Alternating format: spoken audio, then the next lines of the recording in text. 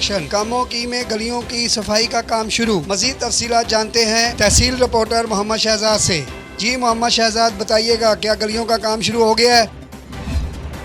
जी बिल्कुल, कामों की मैं 29 न्यूज़ बना मोहल्ला अजीज़पुरा की वाम की आवाज़। 2 माह से इलाके में गंदगी के ढेर लगे हुए थे, लेकिन कोई सफाई करने को तैयार नहीं था। इंतज़ामिया भी इस बारे में कोई सुनवाई नहीं कर रही थी, लेकिन 29 न्यूज़ पर खबर चलते ही असिस्टेंट कमिश्नर शाहदबाज जोता साहब ने फौरी एक्शन लेते हुए मुलाजमों को तोले की रोड मोहल्ला अजीज़पुरा के इलाके को साफ़ करने की हदायत जारी कर दी।